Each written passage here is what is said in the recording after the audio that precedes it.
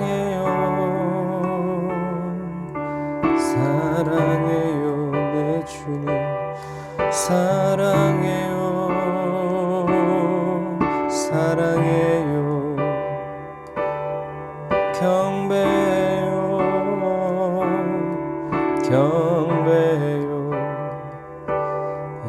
예수님.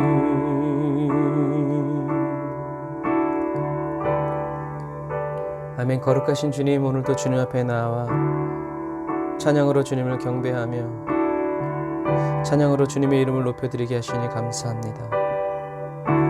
전능하신 여호와 하나님, 이 시간 주님 앞에 나온 사랑하는 성도들 한 사람 한 사람의 심령 가운데 자정하여 주셔서 하나님, 하나님의 임재로 채워주시고 하나님의 날개로 덮어주시며 하나님의 능력의 손길로 덮으시고 사랑의 손길로 어루만져 주여 저희들의 영혼이 소성되게 하시고 회복되게 하시고 부흥되고 부활되게 하여서 하나님의 영광을 보게 하여 주시고 하나님의 말씀대로 살아가게 하시며 하나님, 주님의 영광의 임재를 마음껏 누릴 수 있도록 성령님 도와주옵소서. 주님, 이 시간 저희들이 온 마음과 뜻과 정성을 다하여 주님 앞에 나아갑니다. 성령님, 저희들의 심령을 주장하여 주시고 변화시켜 주시고 강하고 온전케 하여 주셔서 이 시간 여호와의 말씀 받게 하시고 듣게 하시고 보게 하시고 또 주님이 받으시는 찬양 올려드리게 하여 주옵소서. 예수님이 보혈의 피로 저희들 각 사람의 심령을 더욱더 정결케 하시고 온전케 하시고 거룩하게 하시고 신실하게 하시며 충성되게 하시고 온유하게 하시고 완전하게 하옵소서. 예수님처럼 변화되기 원합니다. 예수님, 주님 품에 품어주옵소서. 예수님의 이름으로 기도드립니다. 아멘. 아멘. 오늘도 주님 앞에 나온 에브리데이 언더너 처치 사랑하는 성도 여러분, 한 분 한 분을 주님의 이름으로 사랑하고 축복합니다. 주님께서 오늘도 저와 여러분들을 도우시고 함께 인도하시며 이끌어 주시는 줄 믿습니다. 오늘뿐만이 아니라 내일도 그러시고 내일뿐만이 아니라 주님이 다시 오시는 그날까지 주님께서 저와 여러분들을 홀로 지키시고 도우시는 줄 믿습니다. 아멘. 그런 마음으로 우리 찬양할까요? 내 평생 살아온 길 뒤를 돌아보니 걸음마다 자웅마다 다 죄뿐입니다. 쓰리고 아픈 마음 가눌 길이 없어서 골고다 언덕길을 지금 찾아옵니다. 나 같은 못난 인간 주께서 살리시려 하늘의 영광 보자 모두 다 버리시고 천하디 천한 종의 형상을 입으셨네. 아, 주의 사랑 어디에 견주리까. 예수님 나의 주님 사랑의 내 하나님 이제는 예수님만 내 자랑 삼겠어요. 나의 남은 인생길 주와 동행하면서 예수님 복음 위에 굳세게 살겠어요.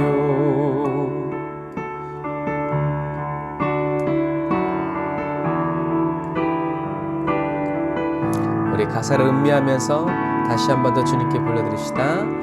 내 평생 살아온 뒤를 돌아보니 걸음마다 자웅마다 다 죄뿐입니다. 쓰리고 아픈 마음 가눌 길이 없어서 골고다 언덕길을 지금 찾아옵니다. 나 같은 못난 인간 주께서 살리시려 하늘의 영광 보좌 모두 다 버리시고 전하디 천한 종의 형상을 입으셨네. 아, 주의 사랑 어디에 견주리까. 예수님 나의 주님 사랑의 내 하나님 이제는 예수님만 내 자랑 삼겠어요. 나의 남은 인생길 주와 동행하면서 예수님 복음 위에 굳세게 살겠어요. 예수님 복음 위에 굳세게 살겠어요.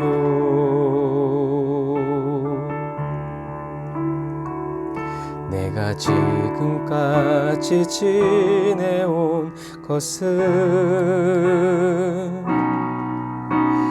주의 은혜라. 주의 은혜라. 지금까지 지내온 것은 다시 한 번 더. 내가 지금까지 지내온 것은 감사의 마음을 담아 주의 은혜라. 오로지 주의 은혜라. 지금까지 지내온 것은 주의 은혜라. 주의 은혜라. 지금까지 지내온 것은 주의 은혜라. 주의 은혜라. 지금까지 지내온 것은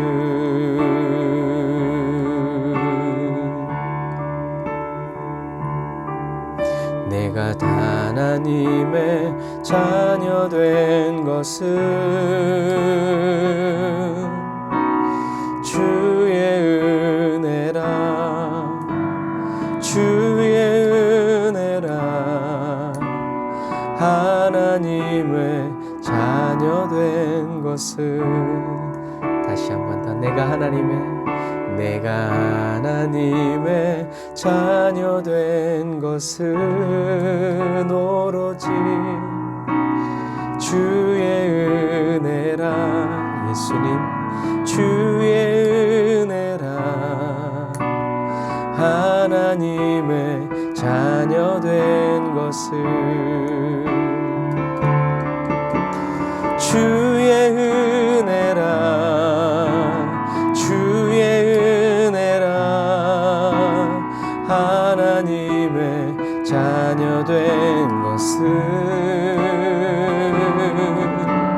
주의 은혜라 주의 은혜라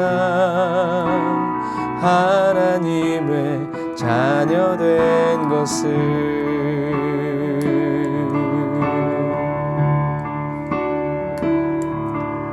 내가 이 자리에 서 있는 것은 주의 은혜라 주의 은혜라 이 자리에 서 있는 것을 다시 한번 더 내가 이 자리에 서 있는 것은 슬픔의 자리든 기쁨의 자리든 주의 은혜라 아멘 주의 은혜라 이 자리에 서 있는 것은 주의 은혜라 주의 은혜라 이 자리에 서 있는 것은 주의 은혜라 주의 은혜라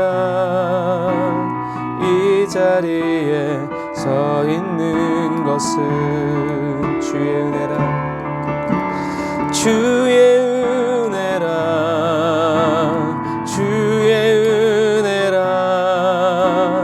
이 자리에 서 있는 것은 주의 은혜라 주의 은혜라 이 자리에 서 있는 것은 주의 은혜라 주의 은혜라 이 자리에 서 있는 것은 아멘 주님 그렇습니다 주의 은혜라 주의 은혜라 이 자리에 서 있는 것은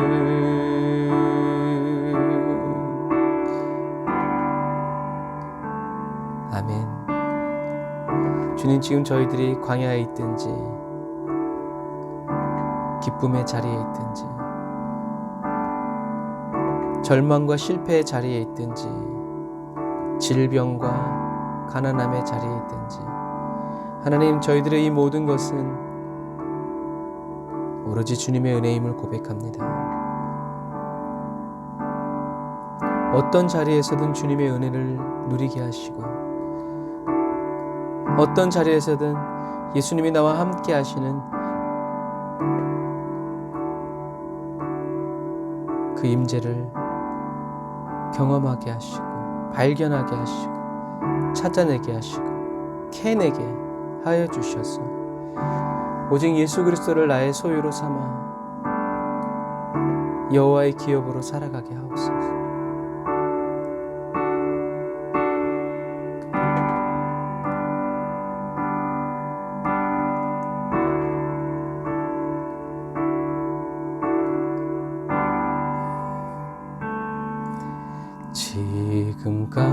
지금까지 지내온 것 주의 크신 은혜라 한이 없는 주의 사랑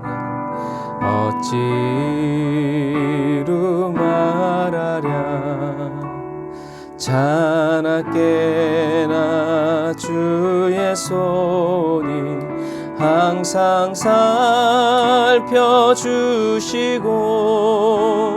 모든 일을 주 안에서 형통하게 하시네 몸도 맘도 연약하나 세임받아 살았네 붙드시 부시는 주의 은혜 족하다. 사랑 없는 거리에나 험한 산길에 맬 때 주의 손을 굳게 잡고 찬송하며 가리라. 주님 다시 배올 날이 날로 날로 다가와. 무거운 짐 주께 맡겨 벗을 날도 멀잖네. 나를 위해 예비하신 고향 집에 돌아가 아버지의 품 안에서 영원토록 살리라. 우리 3절 한번 다시 고백할까요? 주님 다시 배울 날이, 주님 다시 배울 날이 날로 날로 다가와. 무거운 짐 주께 맡겨 벗을 날도 멀잖네. 나를 위해 예비하신 고향 집에 돌아가 아버지의 품 안에서 영원토록 살리라.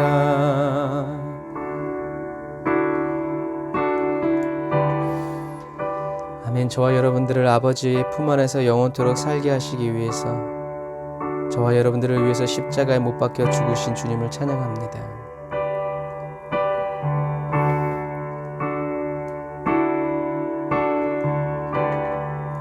아멘. 주님 감사합니다. 이 모든 것이 바로 예수 그리스도의 십자가 그 은혜임을 찬양합니다. 아멘.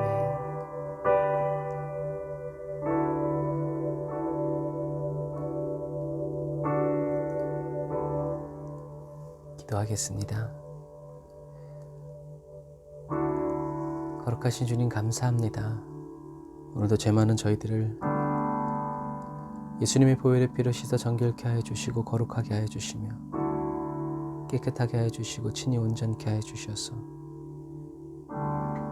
저희들로 하여금 하나님의 발 앞에서 주의 말씀을 들을 수 있도록 특권을 허락하여 주시니 감사합니다. 주님, 저희들이 세상의 모든 일들을 뒤로하고 주님의 얼굴을 보기 원하여서, 주님의 음성을 듣기 원하여서 저희들의 상한 마음을 주님께 쏟아놓고 저희들의 지친 몸을 주님께 내려놓사오니 여호와 하나님 어루만져 주시고 저희를 새롭게 하여 주셔서 성령의 생기로 가득 채워주시고 충만케 하여 주셔서 끝까지 주님과 함께 믿음으로 달려나가고 독수리처럼 날아오르는 평강의 그리스도인 되게 하여 주옵소서. 이 시간 예비된 주님의 말씀을 선포하고 전하오니 주여 기름 부어주시고 성령의 은혜로 채워주시며 주의 말씀으로 역사하여 주옵소서. 은혜와 사랑을 감사드리며 예수님의 이름으로 기도드립니다. 아멘. 아멘. 오늘도 저와 여러분과 함께 하시면서 주의 길을 주의 말씀으로 인도해 주신 우리 주님께 감사의 박수 올리겠습니다. 할렐루야. 아멘. 주님을 찬양합니다.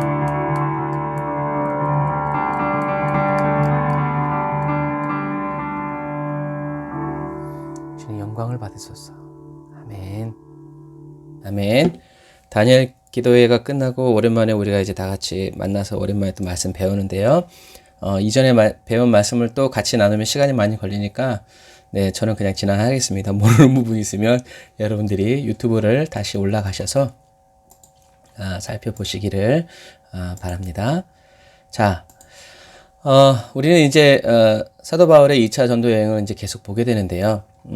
사도 바울은 데살로니가에서 베레아로 피신하죠. 항상 사도 바울을 뒤따라다니는 사람들이 있었는데 그 사람들이 누구였냐면 바로 원정 박해단이죠. 사도 바울은 이 원정 박해단, 그러니까 멀리까지 쫓아다니는 이 박해단이 오기 전에 베레아 사람들에게 복음을 전합니다. 그런데 이 베레아 사람들은 너그러워서라고 기록하죠. 말씀을 한번 같이 읽어볼까요? 베레아에 있는 사람들은 데살로니가에 있는 사람들보다 더 너그러워서 간절한 마음으로 말씀을 받고 이것이 그러한가 하여 날마다 성경을 상고함으로 라고 기록하고 있죠. 그래서 이게 이제 베레아에 있는 사도 바울이 이제 도착 교회인데 우리나라 성경에서는 이 너그러워서를 뭐라고 표현하냐면 이제 신사적이어서라고 표현해요. 신사적이어서. 왜 신사적이어서라고 표현했냐면 영어로 젠틀이기 때문에 그래요. 젠틀이 신사잖아요. 그래서 이 너그럽다, 신사적이다, 젠틀이라는 말은 어떤 의미냐면 복음을 무조건적으로 거절하지 않았다라는 의미예요. 그러니까 점잖게 요셉처럼 점잖게 무조건 거절하지 않고 들어보고 생각해보고 살펴봤다는 얘기죠. 그래서 이제 성경에는 베레아 사람들은 예수가 그리스도라는 예수님이 나의 모든 죄를 다 지시고 십자가에서 죽으셨다는 이 말을 듣고 이것이 그러한가 하면서 돌아보는 사람들이었다라는 거죠. 이런 사람들이 젠틀한 사람들이죠. 그래서 베레아 교회는 작은 교회였지만 소바더와 같은 훌륭한 그리스도인들이 탄생되었어요. 그러니까 믿기까지는 좀 시간이 걸리는데 이 지적인 동의가 이루어짐으로 말미암아 흔들리지 않는 그런 믿음의 사람이 되었다는 거죠. 그래서 이 베레아 교회가 참 좋은 교회인데 이 이단 김기동의 베레아파 때문에 인식이 좋지 않죠. 그리고 여호와 증인도 너무 좋은 말이잖아요. 그런데 이단이 사용함으로 여호와 증인이라고 말하면 이제 이단이 되는, 그래서 그 말을 쓰지 못하는 이제 이런 안타까운 현실이 됐죠. 원수마귀의 이제 장난이죠. 그래서 베레아에 가면 이렇게 이제 물이 이렇게 솟아나요. 그래서 사도 바울은 베레아에서 말씀을 전하고 이제 이렇게 베레아에서 말씀을 전하고 이제 도망을 나옵니다. 여기가 이제 베레아인데 베레아에서 도망을 나오는데 어디로 도망가냐면 데살로니가에 있는 유대인들이 베레아까지 쫓아와서 사도 바울을 방해해요. 그래서 데살로니가가 여기잖아요. 이 데살로니가에서 베레아까지 쫓아와가지고 여기까지 이제 괴롭히는 거예요. 그래서 사도 바울이 이 베레아에서 이 원정 박해단을 떠나서 이렇게 아래로 쭉 내려갑니다. 그래서 이제 이렇게 아덴에 도착하죠. 그래서 이 말씀 읽어보면 데살로니가에 있는 유대인들은 바울이 하나님의 말씀을 베레아에서 전하는 줄 알고 거기로 가서 무리를 움직여 소동하게 하거늘 형제들이 곧 바울을 내보내어 바다까지 가게 하되, 그러니까 이 베레아에서 이 바다까지 가게 한 거죠. 그런데 실라와 디모데는 아직 거기 머물더라. 그러니까 실라와 디모데는 이 바닷가에 머물러 있는 거예요. 그래서 바울을 인도하는 사람들이 그를 데리고 어디까지 가냐면 아덴까지 이르러. 그러니까 이렇게 배를 타고 이렇게 움직인 거예요. 그에게서 실라와 디모데를 자기에게로 속히 오게 하라는 명령을 받고 떠나니라. 그러니까 바울과 실라와 디모데는 이제 뒤에 남고 이제 바울만 먼저 이렇게 긴급하게 먼저 이렇게 이동한 것을 볼 수 있죠. 그래서 도망가지 않은 것이 아니라 실라와 디모데는 이 베레아에 남아서 베레아에 있는 성도들을 초신자들을 이제 교육한 거죠. 양육하고 가르친 거죠. 그래서 그리스도인으로서의 출생도 중요하지만 양육도 중요하다는 것을 우리는 기억해야 돼요. 낳아놓기만 하면 알아서 자라는 게 아니라 어떻게 해야 되는지, 어떻게 믿어야 되는지를 가르쳐야 되죠. 그래서 사도 바울은 베레아 사람들을 출생시켰고, 쉽게 얘기하면 실라와 디모데는 사도 바울을 먼저 내보낸 다음에 이제 자기네들은 베레아에 남아서 계속 하나님의 말씀으로 어떻게 신앙생활을 해야 할지를 가르치고 있었다는 거죠. 그래서 아덴에 도착한 이제 사도 바울은 실라와 디모데를 빨리 이쪽으로 오게 해라라는 편지를 해서 다시 이 사도 바울을 인도했던 사람들이 거꾸로 올라가서 이제 말을 전한 거죠.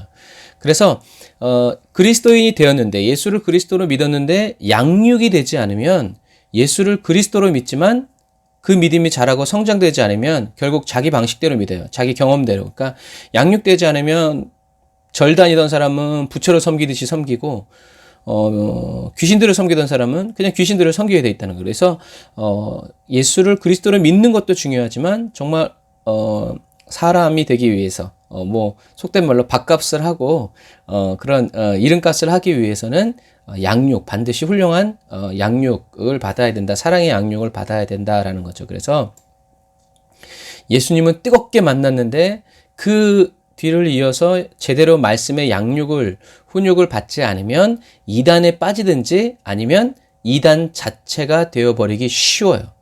꼭 무슨 뭐 그런 이단이 되어서가 아니라 자기 방식대로 믿으면 결국엔 하나님과 끝이 달라지게 된다라는 거죠. 그래서 이 단이 끝이 다르다라는 얘기예요. 우리는 잘 믿으면 천국 가지만 아무리 열심히 믿어도 이단들은 지옥 가게 되기 때문에 그래요. 그래서 이처럼 마지막 때를 살아가는 그리스도인인 저와 여러분들에게는요, 예수를 믿게 하는 것도 중요하고 두 번째로 잘 자라도록 돕는 일도 중요하다라는 거. 그래서 사도 바울의 이 팀 사역은 사도 바울은 그리스도인으로 출생하게 했고 실라와 디모데는 그들이 성장하도록 양육한 거예요. 이게 바로 팀 사역이에요. 한 사람이 다 할 수 없죠.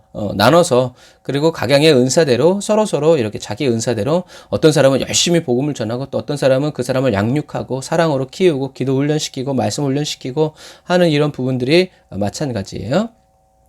그래서 사도 바울은 아덴에서 실라와 디모데를 나에게 오라고 말했지만 바울이 아덴에서 복음을 전할 때까지 오지 못하고 고린도로, 그러니까 여기 사도 바울이 여기서 이제 복음을 전할 때까지 못 오고 나중에 이제 사도 바울이 여기서도 나와서 고린도에 가서 있을 때 이제 실라와 디모데가 이제 다시 사도 바울과 합류하게 되는 그런 여정이 벌어집니다. 그래서 아테네에서 이제 가장 아테네, 아덴 이제 같은 말인데요.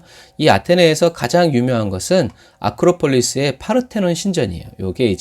이게 파르테논 신전이고 이 가장 높은 곳에 있어요. 저도 이제 예전에 한번 가봤었는데 굉장히 좀 높이 올라간 것 같아요.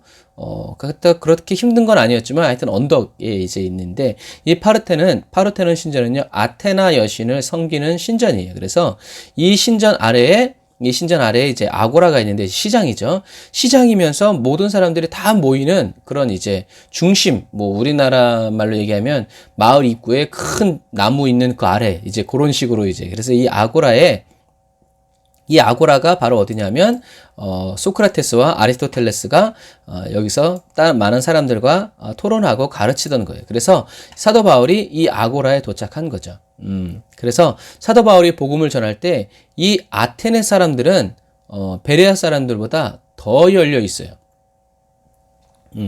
그래서 왜냐하면 아테네 사람들은 모든 신을 인정하고 또 새로운 신들을 찾고 있었기 때문이죠. 그래서 사도행전 17장 우리 한번 읽어볼까요?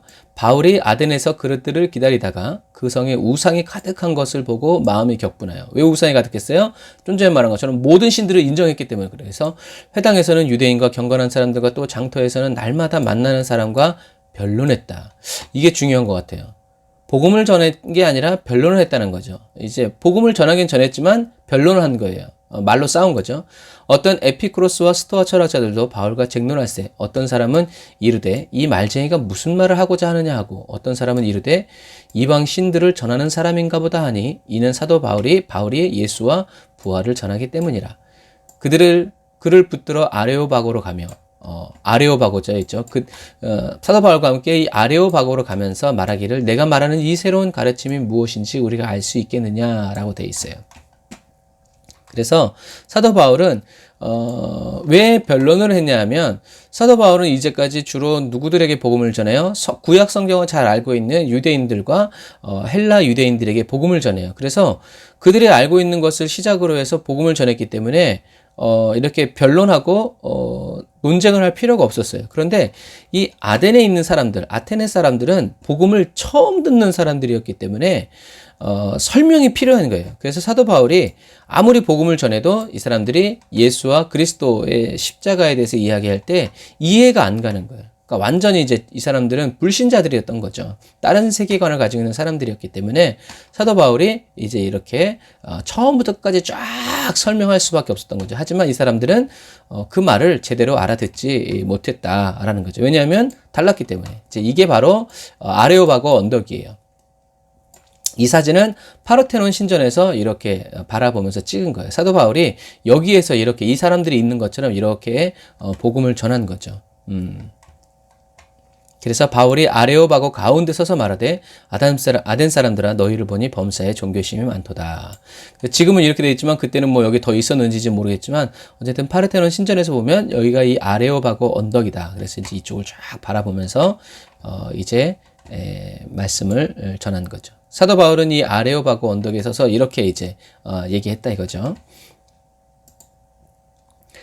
범사에 종교심이 많도다라고 얘기했지만 결국 소득이 별로 없었어요. 그래서 일부는 좀 믿었지만 교회가 세워졌다는 기록은 없어요. 그래서 사도 바울은 훗날에 얘기하죠. 내가 복음을 전할 때 언변과 구제의 재능으로 하지 않고 오직 성령의 능력으로 복음이 증거되기 원합니다라고 기도하는 거예요. 그러니까 설득하고 이해시킨다고 해서 예수를 그리스도로 믿게 되는 게 아니라는 거예요. 논쟁으로 영혼 구원의 역사는 일어나지 않아요. 저도 어렸을 때 막 이렇게 논쟁으로 말싸움하고 막 이렇게 했지만 결국 그 사람이 논쟁에서 이겼지만 그 사람이 예수를 믿진 않더라고요. 그래서 예수쟁이들 말만 잘한다고 이제 그러고 갔어요. 그래서 우리가 복음을 전할 때는 성령의 능력으로 복음을 전하는 것이, 그리고 늘 복음을 전하기 전에 그렇게 성령님 제 입술을 열어주세요. 무엇을 전해야 될지 제 입술에 넣어주세요. 라고 기도해야 돼요. 왜냐하면 성령님이, 저와 여러분들이 말할 때 성령님이 그 사람, 말씀을 듣는 사람의 마음을 감동해 주셔야 하기 때문에 그래요. 마음을 열어주셔야 하기 때문에 그래요. 그래서 우리들이 말을 할 때 성령님이 그들을 감동해 주시지 않으면 어떻게 하겠어요? 그들을 붙잡고 아무리 논쟁한다고 해서 그들의 마음이 더 강팍해지기만 한다라는 거죠. 그래서 복음을 전하는 사람은, 복음을 전하는 그리스도인에게는 많은 성경 지식보다 뭐가 더 필요한 거예요? 성령님과의 인격적인 교제가 더욱 절실히 필요한 거예요. 그러니까 복음은 성경을 많이 아는 사람이 전하는 것이 아니라 하나님과 친한 사람이, 하나님을 사랑하는 사람들이 전하는 거예요. 제가 지금 무슨 말을 하고 있는지 잘 전달이 되었으면 좋겠어요. 그래서 성경을 몰라서 복음을 전하는 게 아니에요. 하나님이랑 친하면 우리는 되든 안 되든 내가 만난 주님을 말하게 돼 있어요. 이게 복음의 능력이에요. 그래서 저와 여러분들이 만난 하나님을 말할 때 그 말은 거짓말이 아니라 진심이 되고요. 가식과 외식, 꾸며진 말씀이 아니라 그냥 원론적이고 원초적인 그런 말씀이 되기 때문에 그래요. 그 말이 강력하죠. 그래서 저와 여러분들은 성경을 많이 공부하려고 하지 말고 성경 속에서 하나님의 음성을 들어야 하고 성경 속에서 하나님을 만나야 돼요. 그래야 그 다음, 첫 번째, 두 번째, 그 다음으로 이렇게 한 걸음 한 걸음 스텝 바이 스텝이 되지, 그렇지 않고 성경을 꿰뚫고 있다고 해서 그 사람이 하나님이랑 꼭 친한 사람은 아니다. 하지만 하나님이랑 친한 사람은 하나님을 더 알기 위해서 성경을 팔 수밖에 없다는 얘기죠. 저와 여러분들은 후자의 사람이 되시길 바랍니다. 그래서 그리스도인의 마음 속에서 그리스도의 사랑이 성령의 능력으로 흘러 넘쳐 나와야 한다는 거죠. 다시요. 그리스도인의 마음 속에서, 저와 여러분들의 마음 속에서 그리스도의 사랑이 성령의 능력으로 흘러 넘쳐 나와야 된다. 용암처럼, 화산처럼 빵 뿜어져 나올 때 하나님의 놀라운 능력의 역사가 나타난다라는 것을 여러분 기억하시길 바랍니다. 사도 바울은 그래서 이 아덴에서 이제 복음을 전하고 이렇게 쭉 나와서 이제 이 고린도 지역으로 다시 옮기게 되죠. 그래서 18장 1절에 보면 그 후에 바울이 아덴을 떠나 고린도에 이르러 라고 기록하고 있어요. 그래서 아덴에서 고린도로 가는 길에 있는 이 섬이 바로 이제 이 살라미 섬이에요. 그래서 아하수에로 왕이 아테네를 무너뜨리고 여기에서 이제 패배하죠. 패배하고 다시 이제 자기 나라로 돌아간 섬이 바로 이제 이 섬이에요. 그래서 사도 바울은 이 살라미 섬을 끼고 이렇게 고린도 지역으로 이동하는 것을 볼 수 있어요. 이 고린도 지역의 중요성은 데살로니가보다 훨씬 더 중요해요. 데살로니가도 왜 중요하다고 그랬어요? 이게 이제 유럽과 아시아를 이어지는 이 길이 이렇게 있기 때문이라고 그랬죠. 이렇게 있기 때문이라고 그랬어요. 그런데 잠시만요. 이게 안 되네. 이렇게 되네요. 네. 이렇게 되는데, 자, 여러분들이 이제 이 로마에서, 이게 로마 이탈리아잖아요. 로마에서 이렇게 에베소로 가는 길이 두 길이 있어요. 빨간 길과 까만 길이 있는데 어느 길이 더 빨리 갈까요? 여러분들 생각은 어떠세요? 빨간 길과 검은 길. 어느 길이 더 빨리 도착할까요? 그냥 우리 생각에는 이렇게 아무것도 거치지 않는 이 검은 길이 빨리 갈 것 같은데 사실은 이 빨간 길이 더 빨리 가게 돼 있어요. 더 빨리. 왜 그러냐면 육지 가까이 있는 것이 더 안전하기 때문에 그래요. 그래서 왜냐하면 바람이 많이 불기 때문에 그래요. 왜냐하면 아무것도 막아주는 게 없잖아요. 그래서 먼 바다에 가면 파도가 집채만한 아파트 높이 막 13층 막 이렇게 올라가잖아요. 그러니까 그런 이유가 바람이 거칠기 때문에 그래요. 그래서 그런데 바람이 막아주는 이런 섬들 사이로 가면 지금이야 엔진으로 가지만 이때는 다 돛담배였기 때문에 바람의 힘을 어느 정도 이길 수 있어야 되는데 완전히 강하게 불면 이렇게 가다가요. 이렇게 못 가고 바람이 너무 세가지고 이쪽 길로 이렇게 해서 아프리카로 떠내려가는 그런 경우도 있다라고 이제 나중에 4차 때 이제 우리가 이 지역을 다시 한번 나누게 돼요.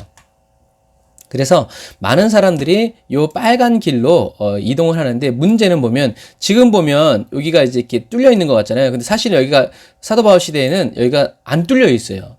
몇 킬로 정도가 육지예요. 그래서 고린도에서 사람들이 고린도에서 내려서 걸어서 가요. 걸어서 다른 건너편에 있는 항구까지 걸어서 가는데 그게 바로 겐그레아 항구예요. 그러므로 고린도는 로마에서 에베소로 가는 사람들이 배를 타고 이렇게 가면 모르겠지만 이렇게 갈 때는 반드시 여기서 내려서 걸어가야 되기 때문에 이게 환승역처럼 붐비는 장소가 될 수밖에 없다는 거죠. 그래서 그래서 이 고린도 지역이 굉장히 번창하게 되는 그런 도시가 되었다라는, 그래서 아주 중요한 관문 도시가 되었다는 얘기죠. 그런데 이렇게 고린도가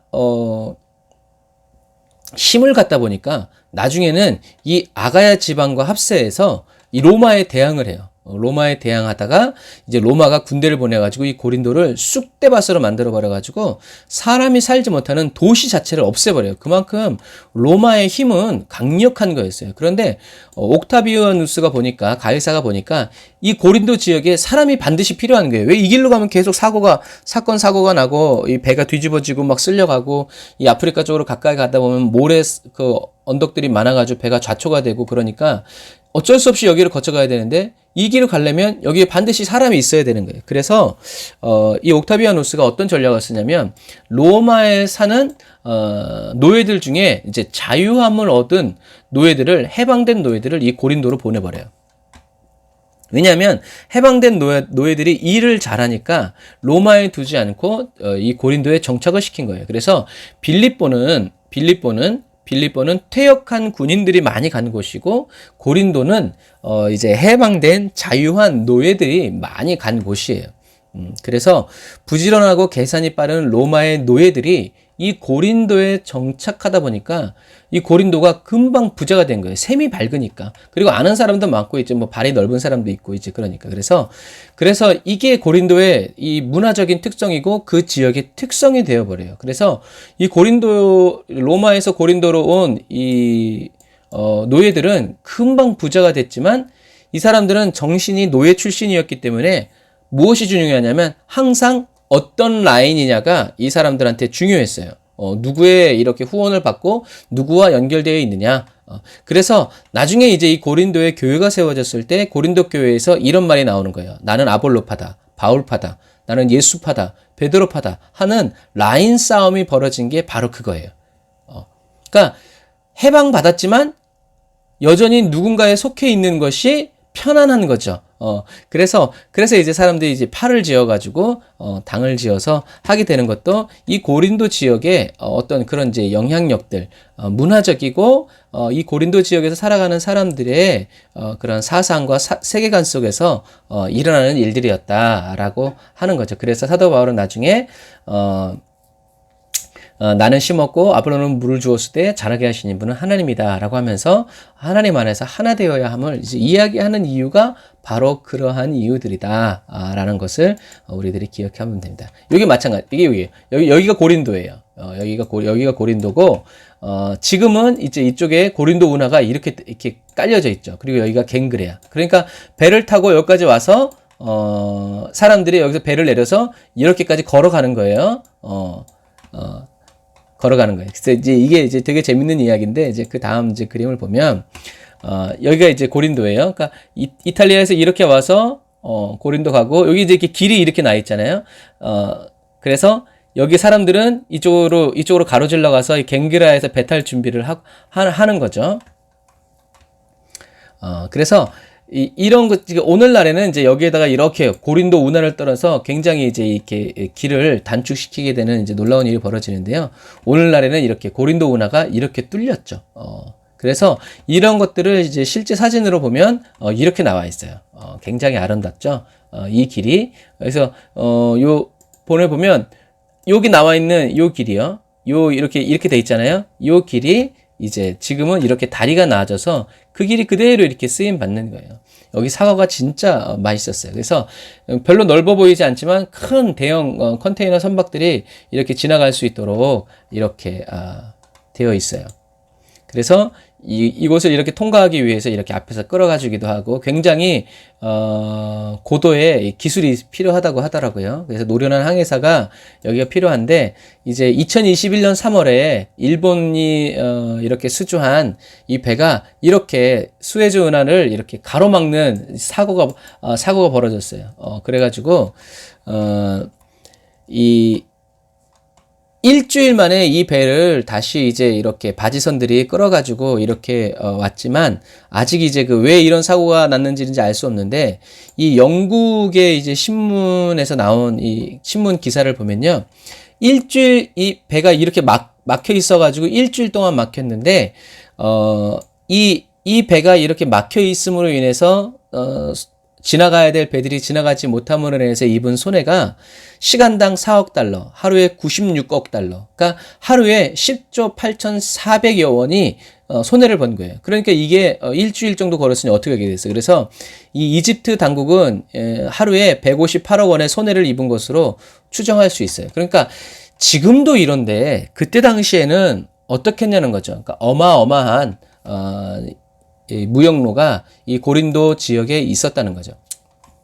그래서 여기 그림에 이제 이렇게 나와 있는 것처럼 원래는 배가 물이 여기까지 들어왔어요. 이렇게. 그래가지고 배가 일로 와서 여기서 정박한 다음에 이제 여기서 사람들이 이렇게 걸어간 거예요. 이 길을 따라서 갱그레아에서 이제 배가 오기를 기다린 거죠. 그래서 이게 짐은 이곳에 내려서 옮겨지기도 했고요. 작은 배는 배 밑에 통나무를 넣어서 이동시키기도 했어요. 이제 그런 그림들이 이렇게 남아 있어요. 이렇게 그 길을 따라서 사람들이 이렇게 배를 옮기는 거예요. 이렇게 작은 배들은 이렇게 끌고 간 거죠. 그래서 이 배를 옮긴 길이 이렇게 발견되었어요. 그래서 이처럼 수많은 사람들에 의해서, 그러니까 이 사람들이 이 커다란 배를 여러분 옮기려고 그러면 얼마나 많은 사람들이 필요했을 것이며 또 얼마나 큰 시장이 형성되어 있었겠어요. 그래서 그러므로 인해서 이 고린도에 어마어마한 부가 형성되었고 또 이렇게 항구가 있고 이런 배가 있고 돈이 있고 많은 사람들이 몰리고 이 배가 옮길 동안 뭐 어떻게 하겠어요? 맛집도 다녔을 테고 또 그런 뭐 이렇게 파티도 하고 그랬을 거죠. 그래서 돈이 있는 세상에서는요. 돈이 있는 곳에는 반드시 뭐가 있어요? 반드시 그 돈을 쓰도록 하는 이제 타락이 있었다라는 거죠. 그래서 그것이 바로 이제 고린도의 이제 상황이었죠. 그래서 우리 18장 1절부터 5절 한번 읽어볼까요? 그 후에 바울이 아덴을 떠나 고린도에 이르러 아굴라라 하는 본도에서 난 유대인 한 사람을 만나니 글라우디오가 모든 유대인을 명하여 로마에서 떠나라 한 고로 그가 그 안에 브리스길라와 함께 이탈리아로부터 새로운지라 바울이 그들에게 가매 생업이 같으므로 천막을 만드는 거죠. 함께 살며 일을 하니 그 생업은 천막을 만드는 것이더라. 안식일마다 바울이 회당에서 강론하고 유대인과 헬라인을 권면하니라. 실라와 디모데가 마게도냐로부터 내려오매 바울이 하나님의 말씀에 붙잡혀 유대인들에게 예수는 그리스도라 밝히 증언하니. 아멘.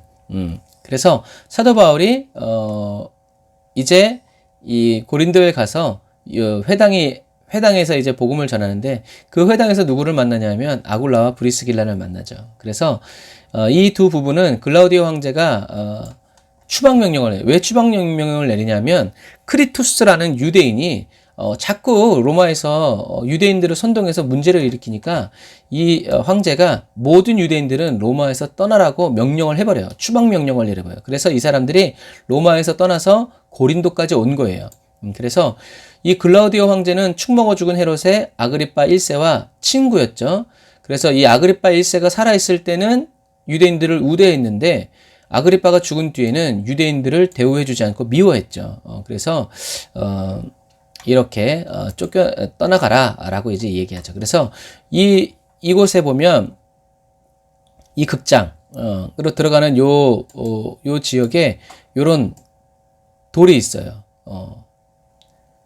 근데 이 돌이 뭐냐면 이 성의 제무 에라스도아라는 글자가 남아있는 돌판이 발굴이 된 거예요. 그래서 사도 바울이 회당에서 복음을 전하는데 이 주변 신전들은 다 아고라를 둘러싸고 있어요. 다 여기도 아폴로 신전, 여기 옥타비아 신전, 뭐 아테나 성지 그 상가가 있고 여기 다 이제 이렇게 다 바실리카 있고 의회가 있고 그래서 이 신전들이 다 이렇게 상가를 둘러싸고 있는 거예요. 포세이돈 상전, 뭐 신전, 뭐 이렇게 해가지고 그리고 여기서 이제 제사를 드리는 제단이 있고 이것처럼 사도 바울 당시에는 신전에서 모두 동물로 제사를 드렸어요. 그래서 이 시장에서 나오는 고기들은 다 어디서 나온 거예요? 이 신전에서 나온 고기들이었죠. 그래서 고린도에서 이제 이 고기에 대한 음식에 대한 또 설교를 하죠. 그래서 고린도에서 이렇게 유대인의 회당이 발굴되었는데 여기 보면 시나고게 헤브라이라고 써 있어요. 그래서 히브리인들의 회당이라는 이제 글씨가 이렇게 써 있죠. 그리고 그 밑에는 뭐가 있어요? 촛대 모양의 그림이 있죠. 그래서 여기가 바로 유대인의 회당이구나라는 것을 이제 알 수 있죠.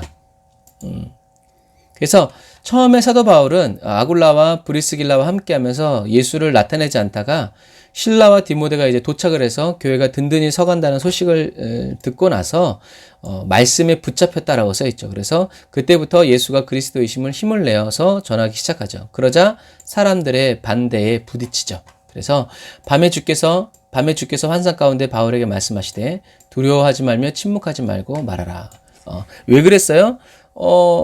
데살로니가에서도 사람들이 죽인다고 해가지고 베레아로 갔죠. 베레아로 가서도 그랬죠. 그 다음에 아덴에 가서도 사람들이 이렇게 복음을 전했는데도 열매가 없었죠. 그리고 이제 고린도에 와서도 그러니까 이제 눌리는 거죠. 힘들고 피곤하고 어렵고. 그래서 말을 하지 않고 있으니까 하나님이 이제 환상 가운데 바울에게 말씀하시는 거죠. 두려워하지 말며 침묵하지 말고 말해라.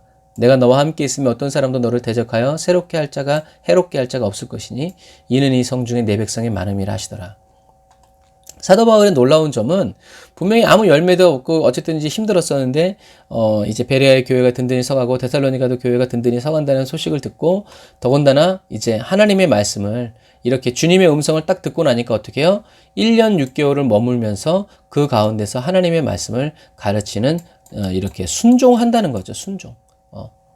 순종해서 이제 1년 6개월 동안 머물면서 복음을 전하니까 교회가 든든히 서가죠. 그래서 갈리오가 아가야 총독이 되었을 때라는 이것이 중요한 거예요.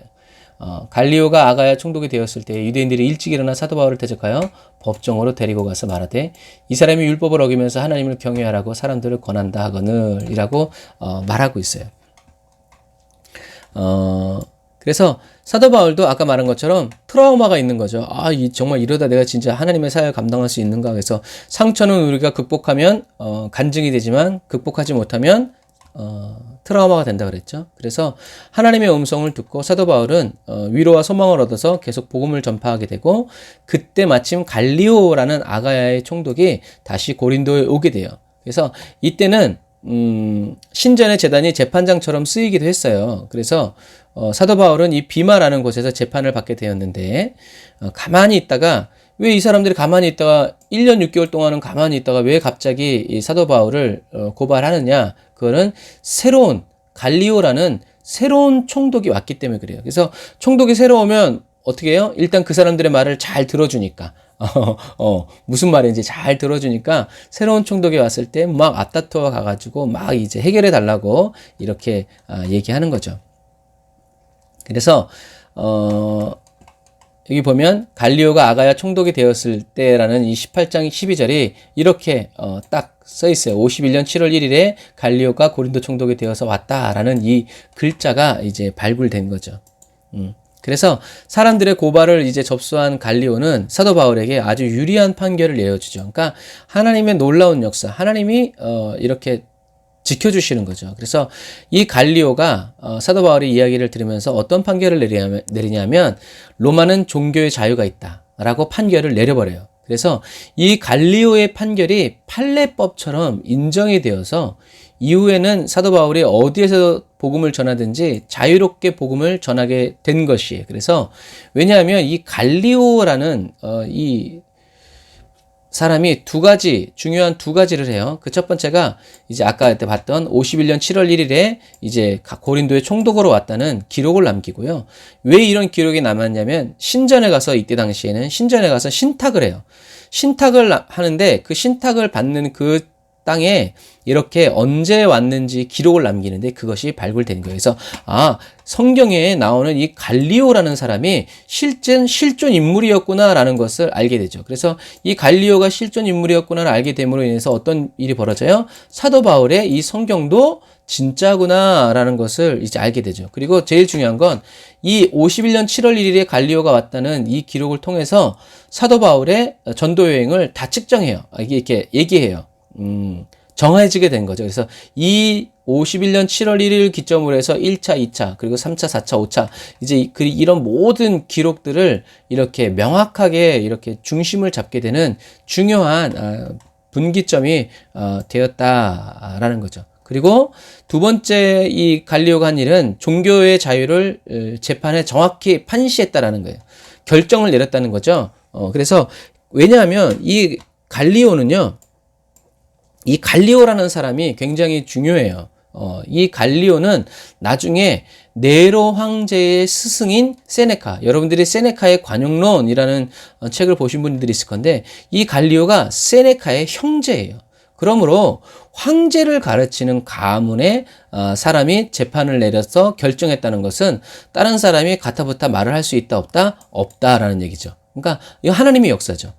그래서 이 갈리오라는 사람이 네로 황제의 스승인 세네카의 형제이기 때문에 이 갈리오가 판결한 판결이 얼마나 영향력이 있는지 알 수 있는 거죠. 그러니까 원수는 우리를 넘어뜨리려고 하지만 우리의 데스티니는 원수가 막으면 막을수록 더 잘 된다.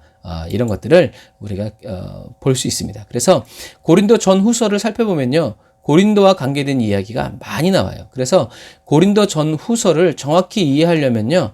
고린도의 상황과 이 도시가 어떠한 도시인지를 잘 알고 읽어야 하죠. 그래서 우리가 고린도전서 1장 2절을 보면 고린도에 있는 하나님의 교회 곧 그리스도 예수 안에서 거룩하여지고 성도라 부르심을 받은 자들과 또 각처에서 우리 주 곧 그들과 우리 주 되신 예수 그리스도의 이름을 부르는 모든 자들에게 라고 써 있어요. 여러분 이 말씀을 잘 보세요. 지금 사도 바울은 하나님의 교회를 누구라고 얘기하고 있어요? 성도라고 얘기하고 있는 거예요. 그리고 각처에서 예수 그리스도의 이름을 부르는 모든 자들이 뭐다? 하나님의 교회라는 거예요. 그래서 교회는 건물이 아니라 누구? 성도라는 것을 여러분 우리는 꼭 기억해야 돼요. 그래서 성경은 교회가 물리적인 교회가 아니라 사람이라고 말을 하죠. 그래서 성령님은 교회에 임하지 않으시고 어디에 임해요? 마가다락방에서 기도하는 사람들의 심령에 임재해 주셨죠. 그래서 물리적인 교회가 없을 때 성령님은 사람들의 심령에 충만하게 임재해 주셨다는 것을 기억해야 돼요. 그래서 초대교회 부흥은 교회가 많이 지어진 게 아니라 사람들이 예수님을 그리스도로 믿은 심령의 부흥이 일어났다는 것을 기억해야 돼요. 그러니까 초대교회 부흥은 심령, 마음속에 하나님의 교회가 지어지는 시대였다라는 거죠. 그래서 예수 그리스도를 믿음으로 하나님과의 관계가 회복된 거예요. 죽었던 관계가 살아난 거죠. 회개를 통해서. 그래서 오늘날에는 그런데 교회가 많이 있지만 성령님이 그 교회마다 다 계신다고 말할 수 없다라는 것을 기억해야 돼. 그래서 북한의 지하교회 성도들이 한국에 와서 놀라는 것 중에 하나가 이렇게 교회가 크고 아름답고 마음껏 예배드릴 수 있는데 성령의 임재를 느낄 수 없어서 굉장히 놀란다고 그러잖아요. 자기네는 막 냄새나고 막 곰팡이 막 그런 토굴에서도 예배드려도 성령님의 충만한 임재가 막 느껴지는데 한국에 오니까 그렇다는 거죠. 여러분, 마지막 시대를 살아가는 그리스도인은요, 이제 설사 교회를 못 가고 교회가 없다고 하더라도 그 심령에는 성령님이 계셔야 합니다. 할렐루야. 성령으로 불타는 기도, 성령으로 불타는 말씀 묵상, 성령으로 불타오르는 예배를 저와 여러분 한 사람 한 사람이 드릴 수 있어야 하고 인도할 수 있어야 돼요. 이제 가정교회가 시대가 열렸고요. 저와 여러분들이 기도회를 인도하고 저와 여러분들의 말씀을 선포할 수 있는 사람으로 급격히 성장하고 변화되어야 한다는 것을 여러분 기억하세요. 이제 제가 자주 얘기하지만 더 이상 목사님이 필요하지 않은, 아니 목사님과 이야기, 지금 우리가 인터넷으로라도 이렇게 하지만 이것조차 할 수 없을 때 그럼 내 신앙 무너질 거냐, 아니면 하나님과의 더 본격적으로 깊어질 거냐에 대한 그 준비가 지금 해야 돼요. 지금 저와 여러분들이 기도하지 않고 성경 말씀을 읽고 공부해서 정확히 알지 못하면 우리는 나중엔 다 날아가게 돼 있어요. 하나님의 말씀이 확실하지 않은데 우리가 어떻게 인내와 끈기를 가지고 끝까지 믿음을 지킬 수 있겠어요? 그렇지 않아요. 성령님이 역사해 주셔야 돼요. 성령님과 친해져야 돼요. 하나님은 어떤 분이세요? 로마에서 나가라고 쫓겨났지만 그 쫓겨남을 통해서 아굴라와 브리스길라는 누구를 만나요? 사도 바울을 만나죠. 그래서 거룩한 복음 전도의 팀원이 되고 전파의 도구가 되죠. 그래서 이 사람들은 더 이상 천막 지어서 먹고 사는 사람들이 아니라 천막도 지으면서 만들어주면서 어떻게 해요? 하나님의 거룩한 도구로 쓰임받죠. 이것이 하나님의 일이에요. 그러니까 우리는 실패하고 쫓겨나서 이제 망인 줄 알았는데 사실은 거기서부터 하나님이 쓰시는 거룩한 역사가 일어나게 되는 거죠. 그래서 천지와 만물을 주관하시고 홀로 경영하여 주시는 주님을 여러분 찬양해야 됩니다. 저와 여러분들 각 사람을 부르신 주 예수 그리스도의 이름을 소리 높여서 예배하는 그리스도인이 다 되시기를 주님의 이름으로 축복합니다. 시간이 얼마 남지 않았어요. 여러분 기도해야 돼요. 성경 말씀을 더 읽어야 돼요. 더 공부해야 합니다. 기회 지나가기 전에 여러분 그 기회를 다 잡아 누리는, 활용하는 저와 여러분들이 되시기를 주님의 이름으로 축복합니다. 기도하겠습니다. 아멘. 주님, 인간의 끝이 하나님의 시작임을 찬양합니다. 인간의 모든 역사를 홀로 이루어 가시는 전능하신 하나님께서 저희들의 아버지 되시며 저희들을 인도하여 주고 계심을 찬양합니다. 때를 얻든지 못 얻든지 예수가 그리스도이심을 말하고 자랑하고 기쁨으로 예배하는 정결한 그리스도인이 되게 해주세요. 매일 예수의 피로 씻어 정결케 되는 거룩한 그리스도인으로 살아가는 은혜를 풍성히 부어주세요. 살아도 주를 위해, 살아도 주의 영광을 위해, 죽어도 주의 영광을 위해 살아가는 한결같은 그리스도인이 되게 해주세요. 예수님의 이름으로 기도드립니다. 아멘.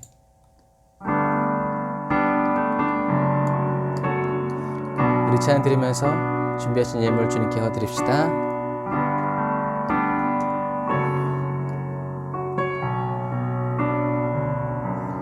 난 지극히 작은 자, 죄인 중에 괴수, 무익한 날 부르셔서 간절한 기대와 소망 부끄럽지 않게 십자가 전케 하셨네. 어디든지 가리라 주 위에 서라면 나는 전하리 그 십자가. 내 몸에 밴 십자가 그 보혈의 향기 온 세상 채울 때까지. 살아도 주를 위해 죽어도 주를 위해 사나 죽으나 난 주의 것. 십자가의 능력 십자가의 소망 내 안에 주만 사시는 것.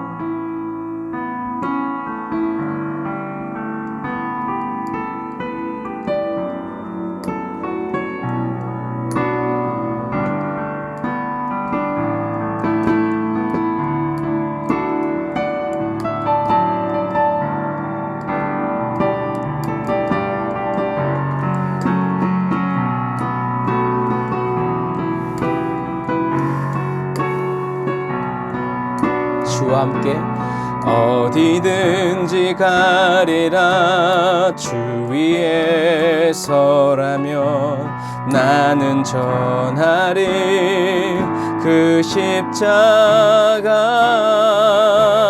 내 몸에 밴 십자가 그 보혈의 향기 온 세상 채울 때까지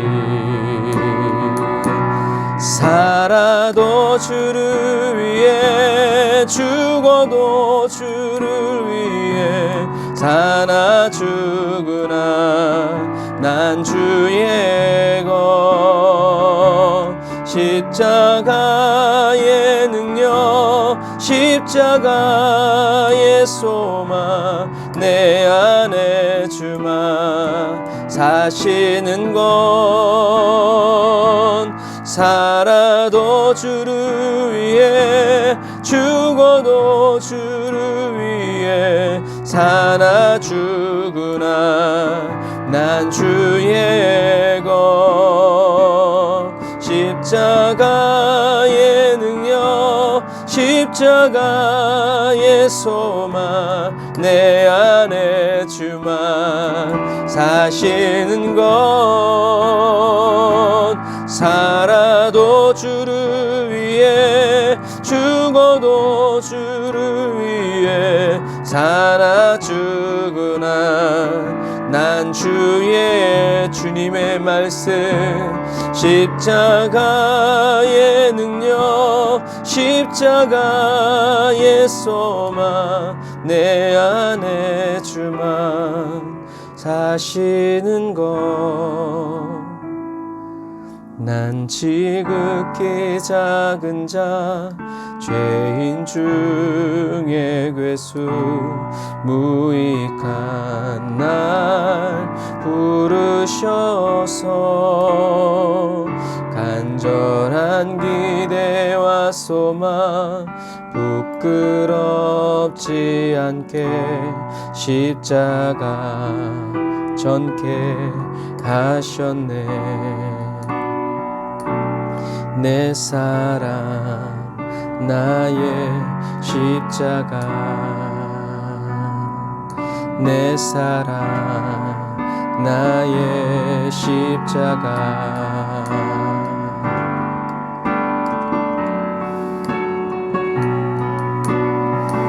그의 생명 내 속에 그의 능력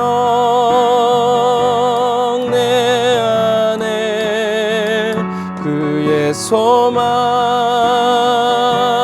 내 삶에 나의 삶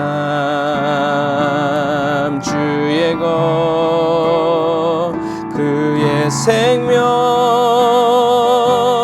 내 속에 그의 능력 내 안에 그의 소망 내 삶에 나의 삶 주의 것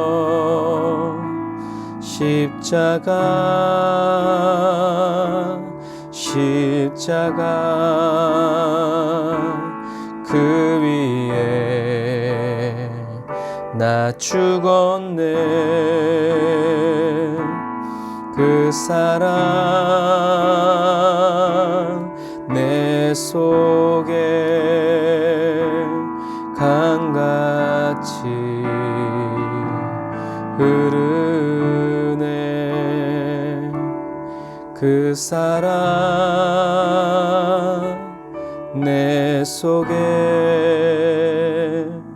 강같이 흐르네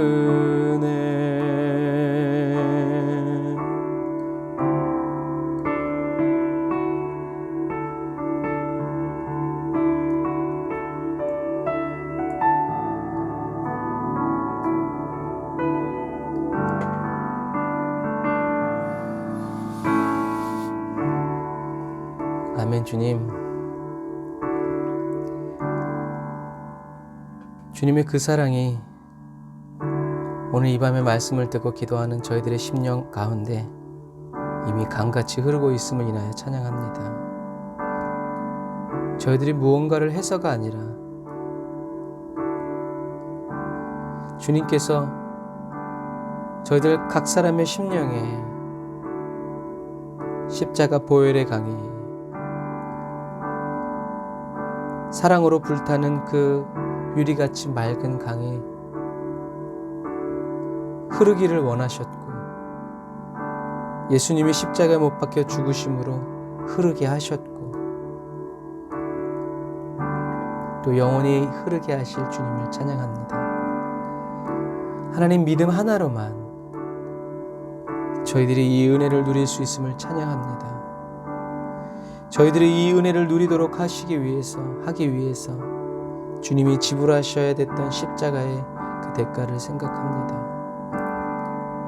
주님, 오늘 저희들이 그 은혜 감사해서 주님께 예물 드립니다. 주님 받아 주옵소서.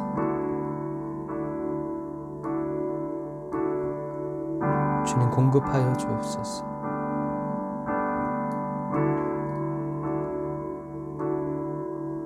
주님의 은혜와 능력으로 채워 주시옵소서.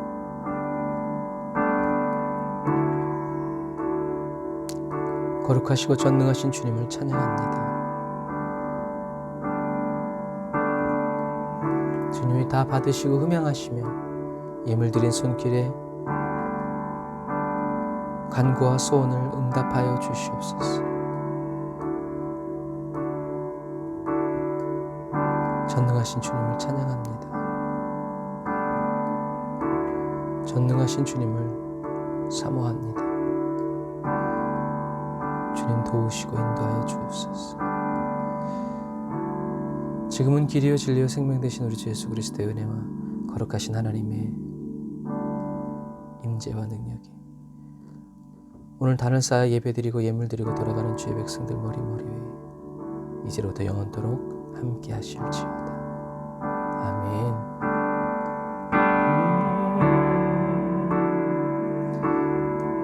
거룩하신 주,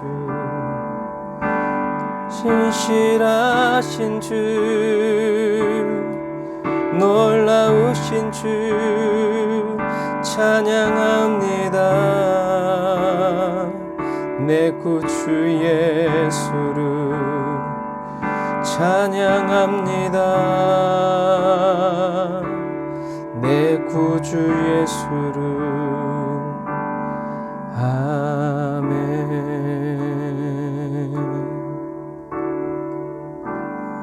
아멘. 오늘도 저와 여러분들의 기도와 간구를 들으시고 주의 말씀을 저와 여러분들의 심령에 세워주신 우리 하나님께 감사의 박수 드리겠습니다. 할렐루야. 놀라우신 주님을 찬양합니다.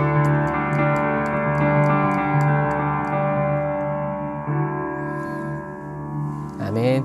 여러분 매일매일 기도와 말씀 힘쓰시고요. 주님께로 더 가까이 나아가신 저와 여러분들 다 되시기를 주님의 이름으로 축복합니다. 아멘. 주님과 함께 샬롬의 밤 되세요. 사랑하고 축복합니다. 샬롬.